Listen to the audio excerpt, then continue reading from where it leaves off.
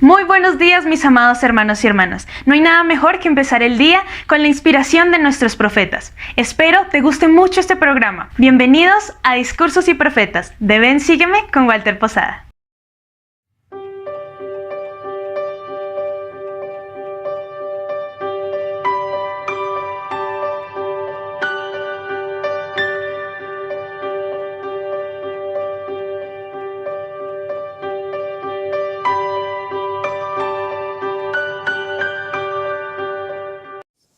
Han transcurrido 400 años desde la publicación de la versión en inglés del Rey Santiago de la Biblia, con significativos aportes de William Tyndale, a quien considero un gran héroe. El clero no deseaba que la Biblia se publicara en inglés común. Persiguieron a Tyndale de un lugar a otro, y él les dijo: si Dios me concede vida, de aquí a pocos años haré que el joven que guía el arado sepa más sobre las Escrituras que ustedes. Tyndale fue traicionado y confinado a una oscura y helada prisión de Bruselas durante más de un año. Su ropa estaba hecha harapos. Les rogó a sus captores darle su capa, su sombrero y una vela, diciendo: es verdaderamente monótono sentarse solo en la oscuridad. Esas cosas se le negaron. Con el tiempo lo sacaron de la prisión y lo estrangularon y quemaron en la hoguera ante una gran multitud. No obstante, la obra y la muerte de William Tyndale como mártir no fueron en vano. Puesto que a los niños santos de los últimos días se les enseña desde pequeños a conocer las Sagradas Escrituras, en ellos se cumple, en cierta medida, la profecía hecha por William Tyndale hace 4 siglos antes. Hoy, nuestras Escrituras están compuestas por la Biblia, el Libro de Mormón, otro testamento de Jesucristo, la Perla de Gran Precio y Doctrina y Convenios. Debido al Libro de Mormón, con frecuencia se nos llama la Iglesia Mormona, que es un nombre que no nos ofende, pero que en realidad no es exacto. En el Libro de Mormón, el Señor volvió a visitar a los nefitas porque oraron al Padre en su nombre. Y el Señor les dijo: ¿qué queréis que os dé? Y ellos le dijeron: Señor, deseamos que nos digas el nombre por el cual hemos de llamar esta iglesia, porque hay disputas entre el pueblo concernientes a este asunto.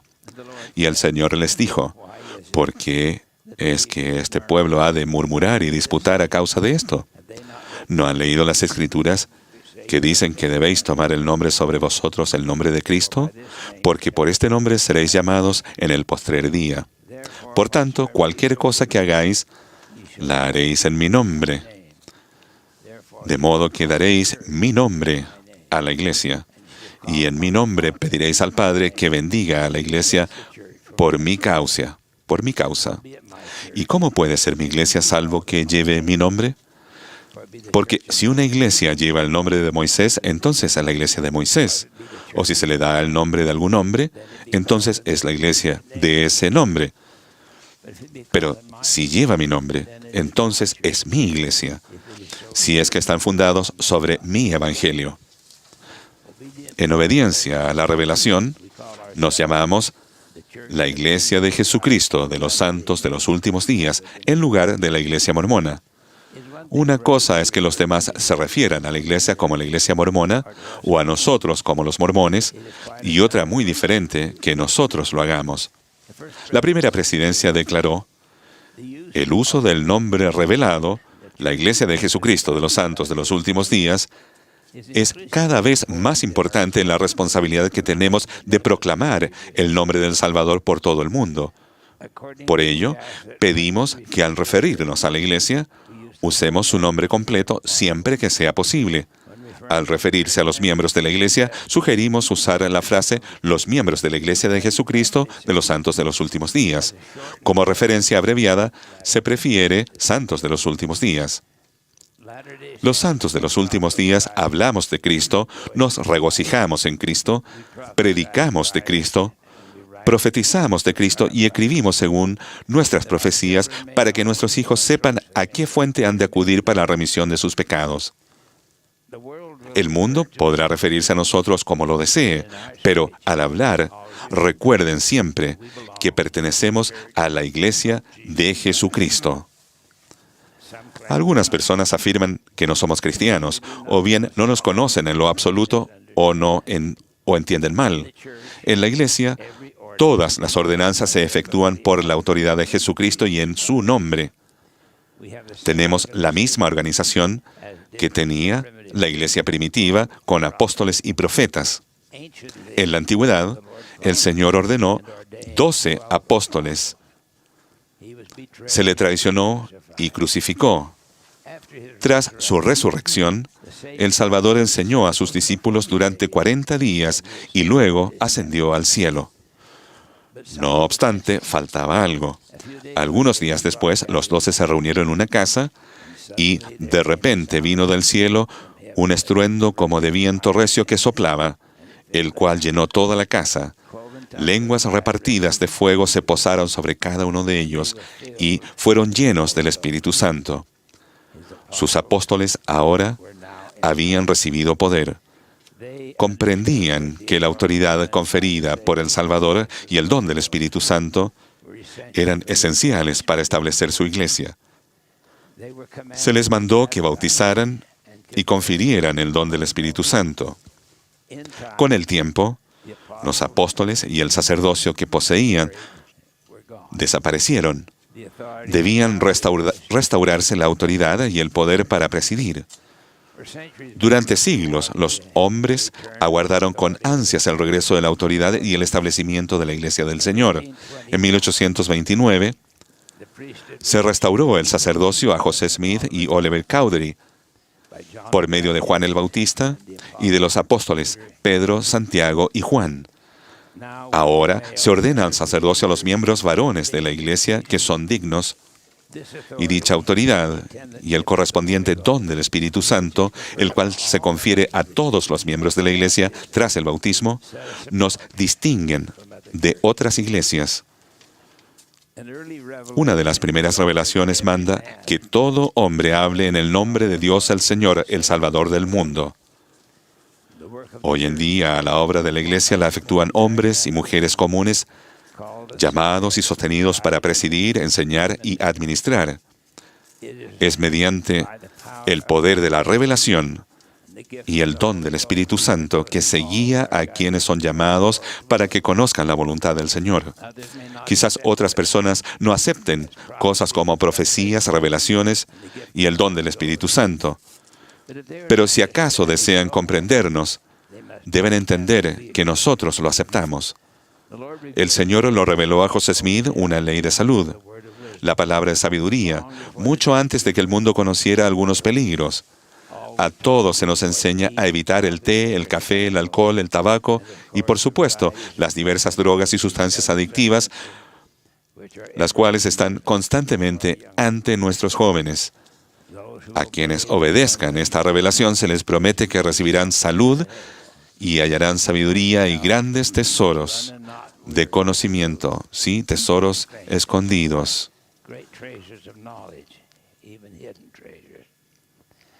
En otra revelación, la norma de moralidad del Señor manda que los sagrados poderes para engendrar la vida se protejan y se empleen solo entre el hombre y la mujer, entre el esposo y la esposa.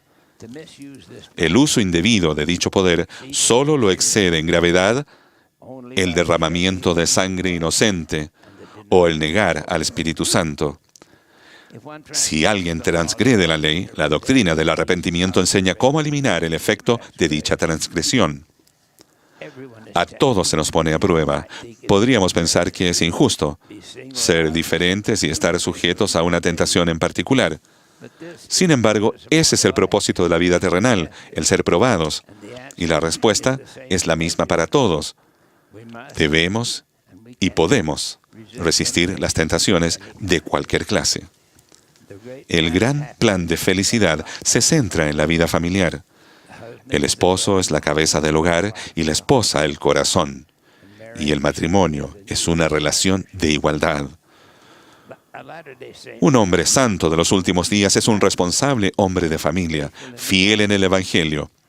Es un esposo y padre afectuoso y dedicado, y honra a la mujer. La esposa apoya a su marido. Ambos padres fomentan el crecimiento espiritual de los hijos. A los santos de los últimos días se les enseña a amarse los unos a los otros y perdonar sinceramente las ofensas. Mi vida cambió por un patriarca. Se casó con su novia, estaban muy enamorados y pronto ella ya estaba esperando su primer hijo. La noche en que nació el bebé hubo complicaciones. El único médico se hallaba en alguna parte del campo atendiendo a personas enfermas. Tras muchas horas de labor de parto, la condición de la futura madre se tornó desesperada. Finalmente se ubicó al médico. Dada la emergencia, actuó con rapidez y enseguida nació el bebé. Y la crisis aparentemente pasó. Sin embargo, algunos días más tarde, la joven madre falleció a causa de la misma enfermedad que el médico había estado atendiendo esa noche en otra casa. El mundo de aquel joven estaba destrozado. Conforme transcurrían las semanas, el dolor aumentaba. Apenas podía pensar en otra cosa y en su amargura se tornó amenazante. Hoy en día, sin duda, se le habría instado a entablar una demanda por mala práctica médica, como si el dinero pudiera solucionar algo. Una noche tocaron a su puerta. Una pequeña dijo solamente: «Papito quiere que venga, quiere hablar con usted». Papito era el presidente de Destaca.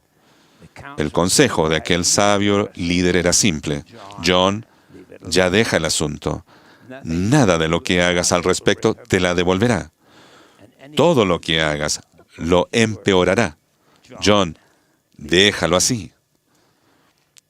Esa había sido la prueba de mi amigo. ¿Cómo podría dejarlo así? Se había cometido un terrible error. Luchó para poder controlarse y finalmente resolvió que sería obediente al consejo de aquel sabio presidente de Destaca. Lo dejaría así. John dijo: «Ya era un anciano cuando comprendí y finalmente pude ver a un pobre médico rural, extenuado por el trabajo, mal retribuido, corriendo de un paciente a otro, con escasos medicamentos, sin hospital, con pocos instrumentos, esforzándose por salvar vidas y logrando el éxito la mayoría de las veces. Había acudido en un momento de crisis, cuando 2 vidas pendían de un hilo, y había actuado sin demora. Finalmente lo comprendí», dijo. «Hubiera arruinado mi vida y la vida de otras personas». John ha agradecido al Señor muchas veces por el sabio líder del sacerdocio que aconsejó simplemente: «John, déjalo así». A nuestro alrededor vemos miembros de la iglesia que se han ofendido. Algunos se ofenden por incidentes de la historia de la iglesia o sus líderes y sufren durante todas sus vidas al ser incapaces de ver más allá de los errores de los demás. No dejan el asunto. Caen en la inactividad. Tal actitud es un tanto como la del hombre golpeado con un garrote. Ofendido, toma el garrote y se golpea en la cabeza todos los días de su vida. ¡Cuán necio! ¡Cuán triste! Ese tipo de venganza es autodestructiva. Si les han ofendido, perdonen, olviden y déjenlo así. El libro de Mormón contiene esta advertencia. Y ahora bien, si hay faltas, estas son equivocaciones de los hombres. Por tanto, no condenéis las cosas de Dios para que aparezcáis sin mancha ante el tribunal de Cristo. Un santo de los últimos días es una persona bastante común. Ahora nos hallamos en todas partes del mundo y somos 14 millones. Este es solo el principio. Se nos enseña a estar en el mundo, mas no ser de él.